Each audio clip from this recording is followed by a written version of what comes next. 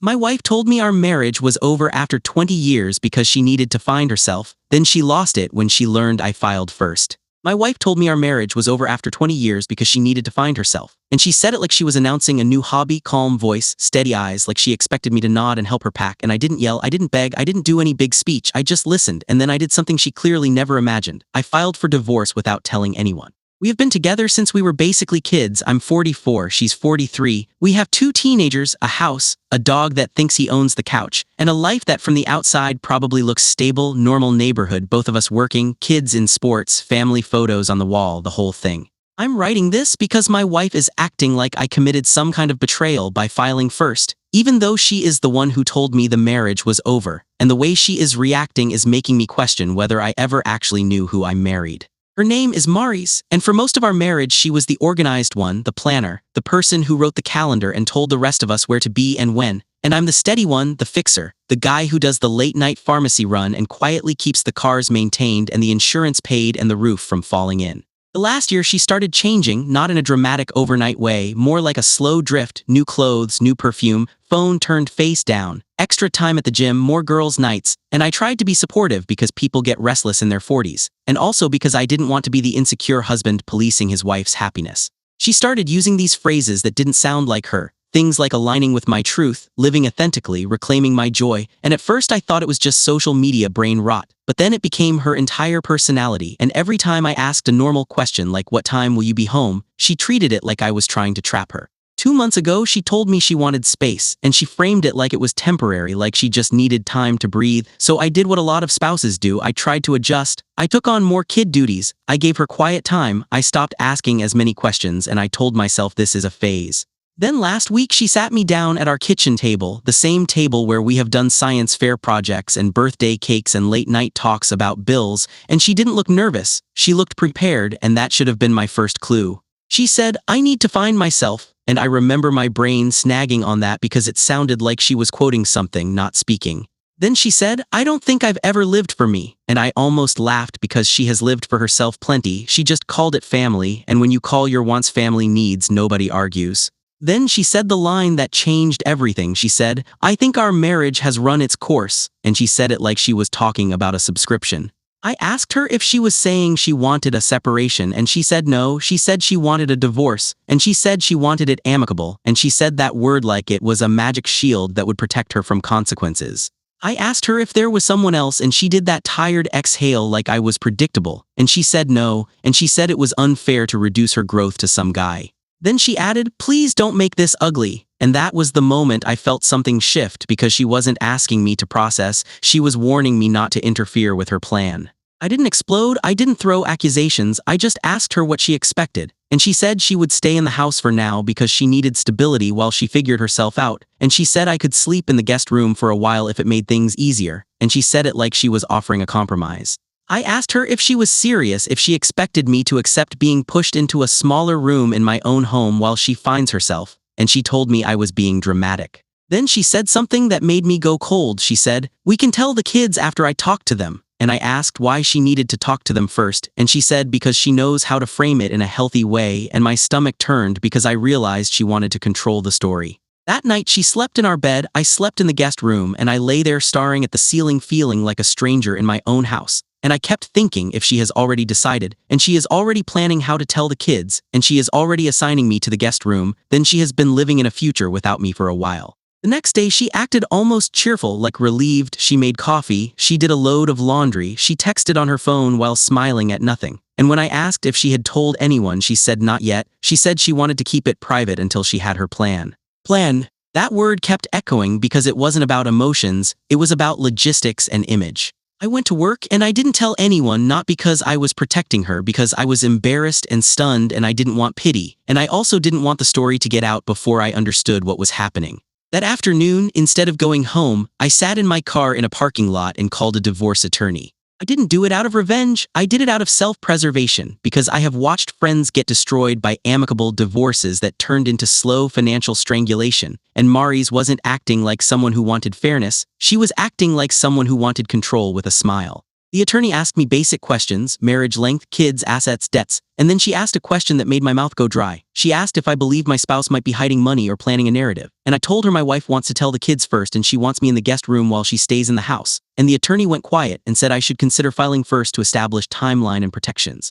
I asked if filing first was aggressive, and she said filing first is not aggression. It's starting the process under rules instead of improvising under pressure, and that line hit me like a lifeline. So I did it. I filed. I didn't serve her in some dramatic way. I just filed through the attorney because I wanted the date stamped. I wanted temporary orders possible if needed. I wanted the reality that we were divorcing to be real in a way she could not keep suspended while she curated her perfect announcement. I went home that night and Maurice was in a good mood. She asked what I wanted for dinner like nothing had changed, and I realized she genuinely thought she could keep me in limbo indefinitely. I didn't tell her I filed because my attorney told me to wait until service was ready, and also because I wanted one quiet moment where I had done something for myself without her steering it.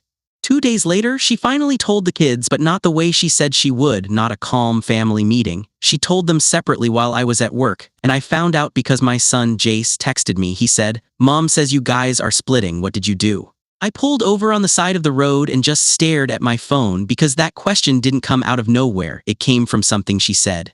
When I got home, Ivy wouldn't look at me, Jace was packing, and Maurice was sitting on the couch like she was the wounded hero. And she told me calmly that she had told them we were separating because we both needed to grow. Both. She said both like I had requested this, like I had agreed, like we were a team making a mutual choice. And then she added that she told them I was taking it hard and might need patience.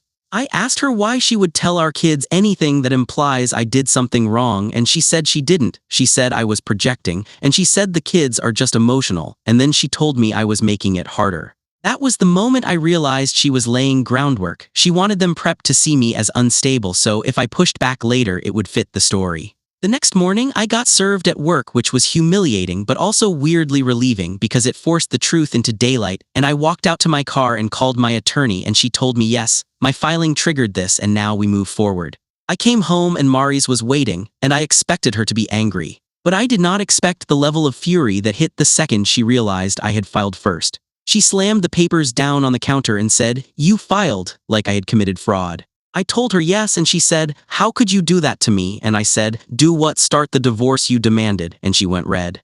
She started shaking and she said I humiliated her. She said I made her look bad. She said she was going to handle it privately and maturely. And I told her she already told the kids I did something, so privacy was gone and maturity was questionable. She screamed that she needed control of the timeline because of her job, and that made my stomach twist because it was the first time she admitted she wasn't worried about me or the kids, she was worried about optics. Then she said the part that made my skin go cold. She said, "You were supposed to wait," and I asked her why, and she just stared at me like she realized she said too much. That night, she locked herself in our bedroom and cried loud enough for the kids to hear, and I sat with them and told them adults are handling adult problems. And I hated myself because I was trying to protect them while she was using her tears like a weapon. The next day, she started calling people, not close friends, not family first. She called people who would spread it, her cousin who talks, her coworker who gossips, her mom's friend who tells everyone at church. And I know because my phone started lighting up with messages that felt like they were written from the same script. "How could you blindside her? Why would you do this without talking? She's devastated. She says you're trying to take everything." I hadn't even asked for anything beyond a standard filing, and she was already painting me as the villain. I asked her why she was doing this, and she told me she had to protect herself, and she said protect like she was the victim of my paperwork. So yeah, she said the marriage was over because she needed to find herself, and then she lost her mind when she found out I already filed. And now I'm watching someone I thought I knew turn into a public relations machine, and I don't know where this goes next. But I know I'm not going back into the guest room of my own life while she plays main character in front of our kids.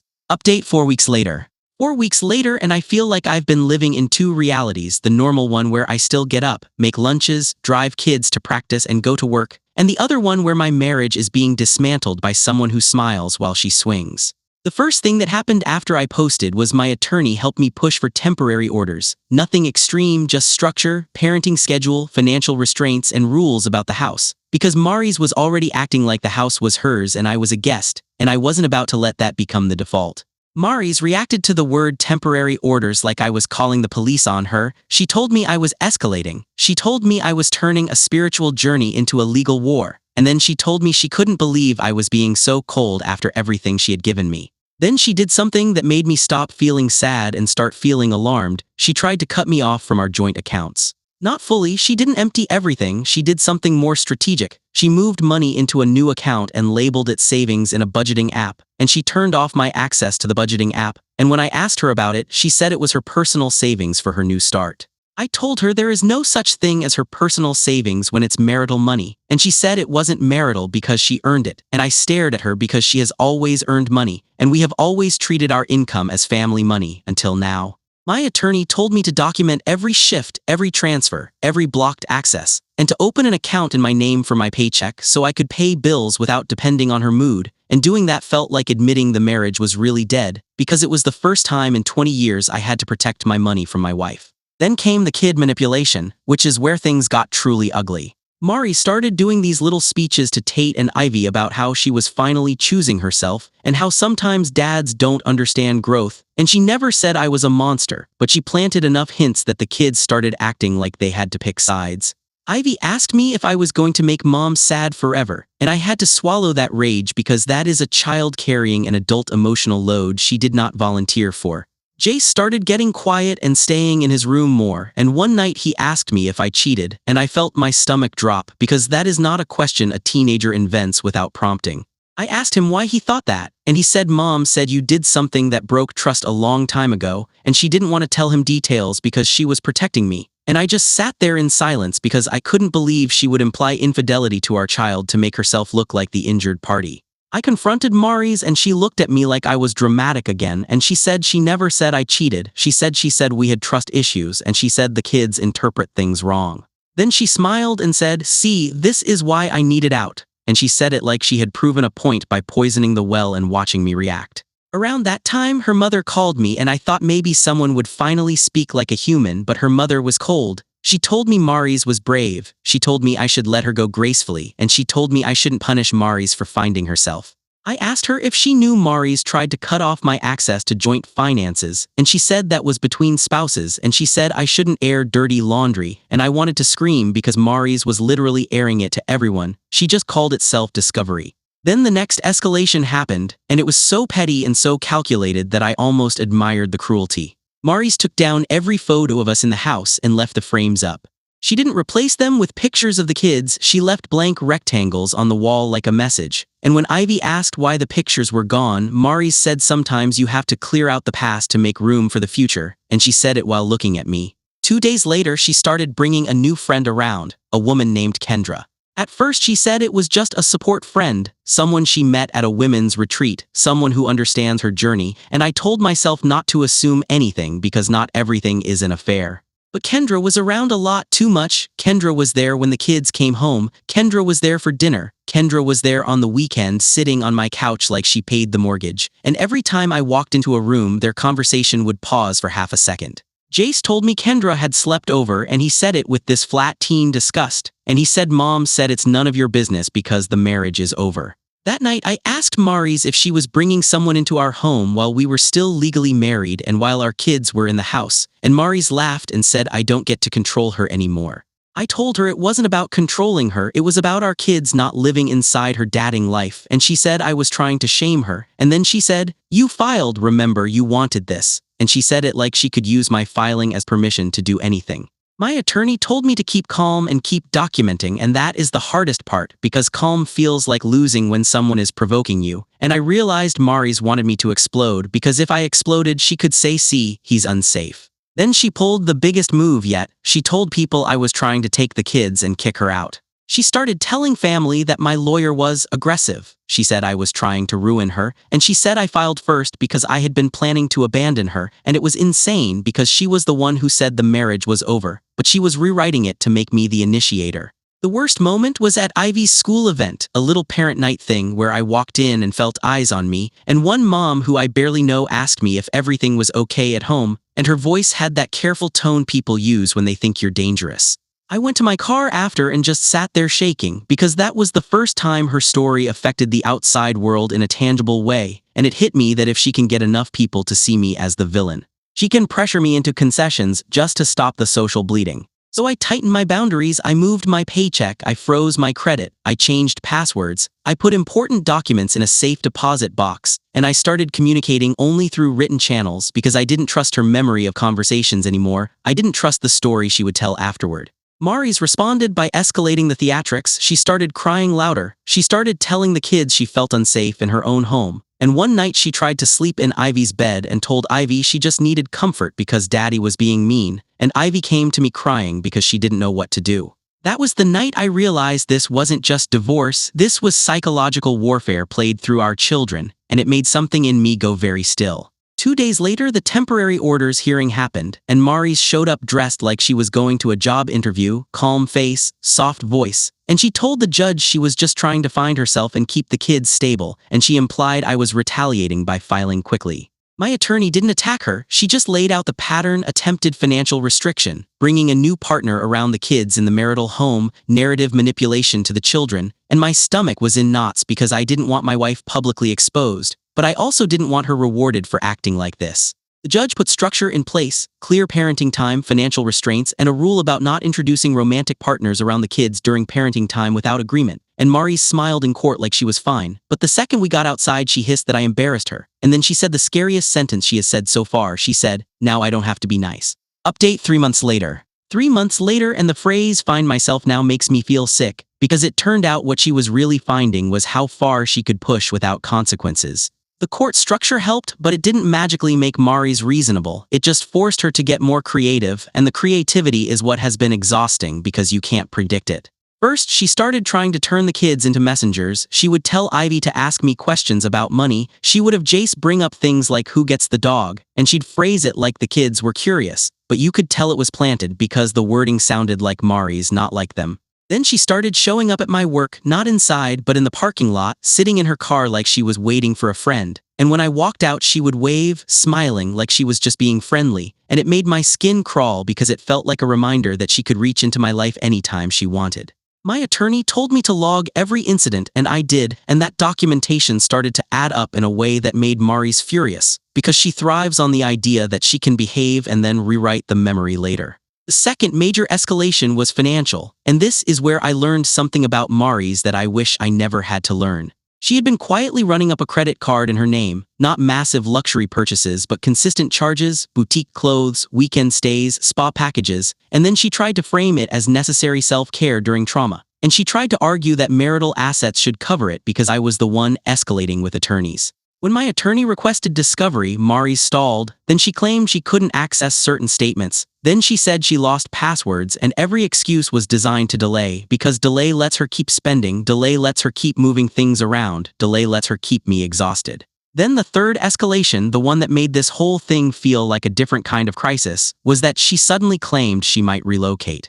She said she might move to a different city because she needed a fresh start, and she said she wanted to take Ivy with her because Ivy is still young and adaptable, and she said Jace could choose because he's older, and she said it like she was talking about rearranging furniture, not relocating a child. I told her absolutely not, and she smiled and said we'll see what the court says, and I realized she wasn't saying it because she really wanted to move, she was saying it because she wanted leverage, she wanted me to panic and offer concessions to keep the kids stable.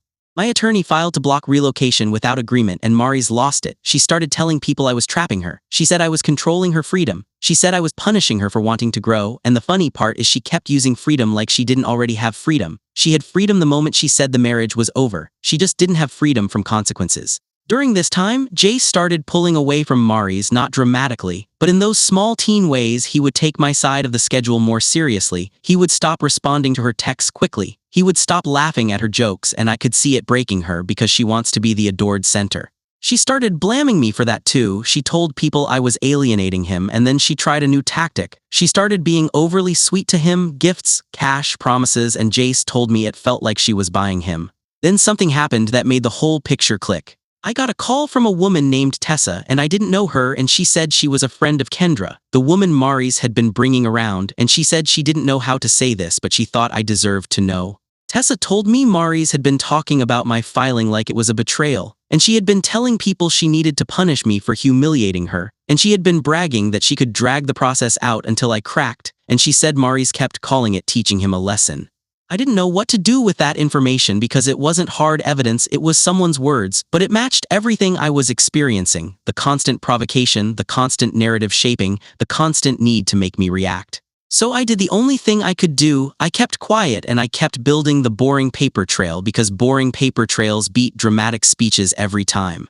Then Mary's made a mistake, and it was a big one. She posted a photo online with Kendra, both of them holding champagne flutes with a caption about new beginnings and freedom, and in the background on the counter was a stack of envelopes with my name on them, and one of the envelopes was from my attorney's office, meaning she had intercepted my mail. I took screenshots and sent them to my attorney, and my attorney moved fast, and when Mary's got served with a motion about mail interference and harassment, she called me screaming that I was spying on her, and I said I wasn't spying, I was reading what she publicly posted, and she went silent for a second, and then she started crying, and then she went cold, and she said she was going to destroy me. A week later, she tried. She went to my boss and told him I was unstable and going through a mental health crisis, and she framed it like concern, and she told him she was worried I might do something rash, and my boss called me into his office with that careful face people use when they think they might be dealing with a liability. I sat there and felt humiliation burn through me because I work hard, I keep my head down, and my wife walked into my workplace and tried to paint me as dangerous to gain leverage.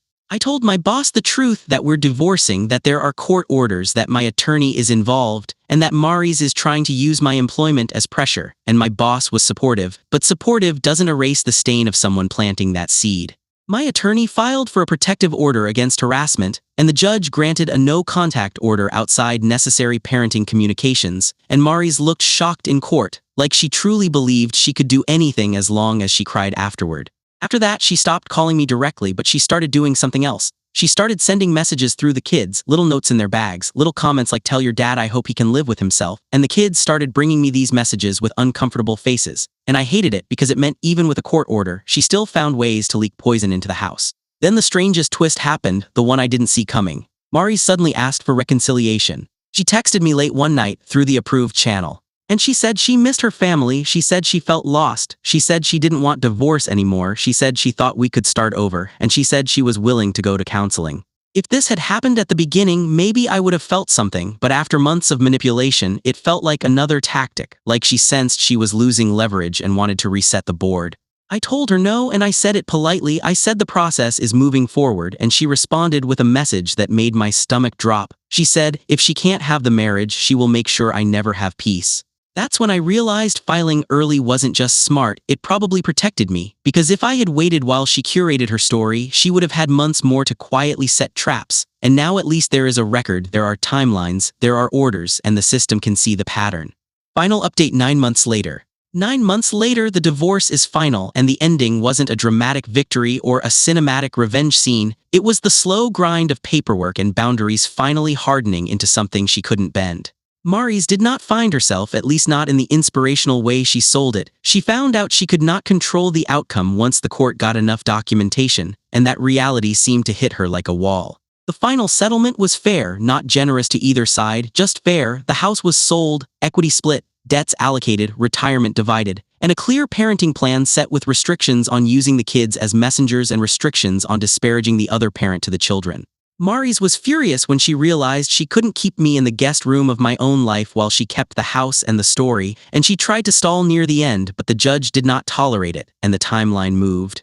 Jace chose to stay primarily with me once he had the legal ability to express preference, and the court respected it, and Mary's tried to blame me for that. But Jace looked the judge in the face and said he didn't feel emotionally safe with his mom when she was angry, and hearing my son say that out loud made my chest ache, because no child should have to articulate that in a courtroom. Ivy's schedule is more balanced and we work hard to keep it calm for her. But Ivy now asks very direct questions when adults talk in vague tones, and that makes me sad because she learned early that grown-ups can twist words.